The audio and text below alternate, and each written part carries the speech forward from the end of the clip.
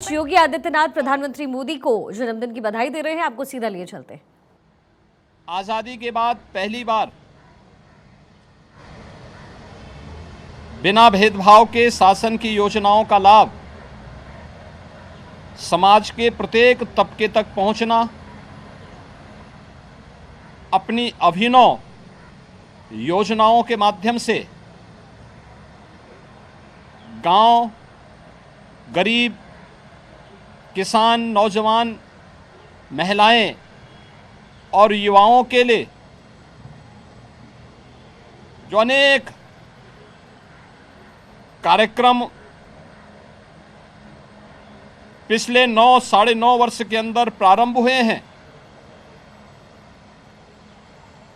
इन्होंने देश के करोड़ों लोगों के जीवन में व्यापक परिवर्तन करने का कार्य किया है। आज इसी का परिणाम है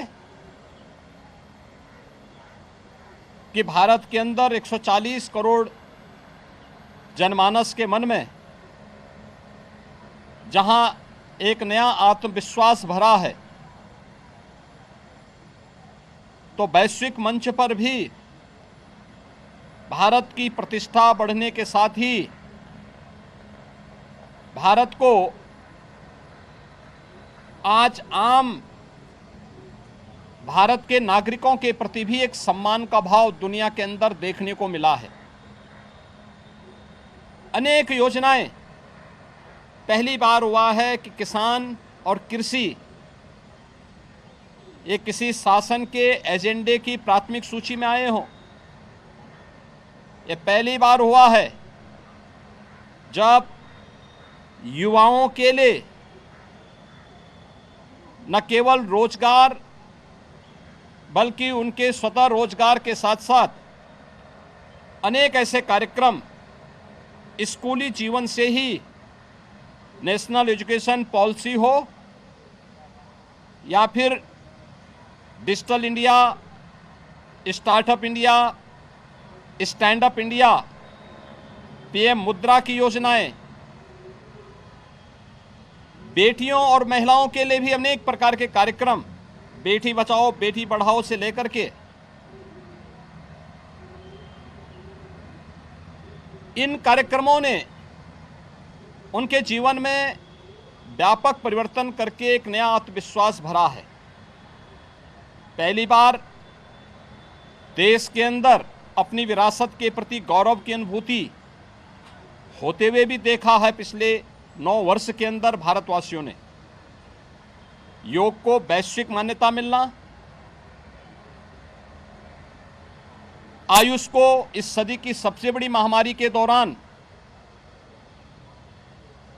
दुनिया भर में आयुष पद्धति के प्रति एक नया आकर्षण होना, काशी में काशी विश्वनाथ धाम आज दुनिया को अपनी ओर आकर्षित कर रही है। केदारपुरी का पुनरुद्धार का कार्य आज उत्तराखंड के 4 धाम को एक नई ऊंचाई प्रदान कर रहा है। सोमनाथ का पावन मंदिर हो या महाकाल का महालोक, इन सबको अपने सामने वर्तमान पीढ़ी एक नए रूप में देख रही है। तो अयोध्या में 500 वर्षों के बाद श्री राम जन्मभूमि पर प्रभु श्री राम के भव्य मंदिर का निर्माण का कार्य भी ये विरासत के प्रति सम्मान और अटूट आस्था का भाव प्रदर्शित करते हुए दिखाई दे रहा है। डिजिटल इंडिया के माध्यम से आज जो परिवर्तन देश के अंदर देखने को मिला है, भ्रष्टाचार पर जिस प्रकार का प्रहार हुआ है, ये सर्वविदित है। अपने नागरिकों के प्रति एक सरकार की संवेदना किस रूप में होनी चाहिए। अनेक ईज ऑफ लिविंग के कार्यक्रम, बिना भेदभाव के गरीबों को मकान मिलना, बिना भेदभाव के हर गरीब को रसोई गैस के कनेक्शन उपलब्ध हो जाना, हर गरीब के घर में शौचालय उपलब्ध हो जाना, गरीब को घर में उजाला लाने के लिए सौभाग्य जैसी योजनाओं को आगे बढ़ा देना, ये तमाम कार्यक्रम गरीब कल्याणकारी योजनाओं को आगे बढ़ाने का कार्य करता है। तो एक विकसित भारत के रूप में इंफ्रास्ट्रक्चर के क्षेत्र में जो क्रांतिकारी परिवर्तन देखने को मिला है वह अभूतपूर्व है। आर्थिक महाशक्ति के रूप में बढ़ते हुए नए भारत को सबने देखा है और G20 समिट के माध्यम से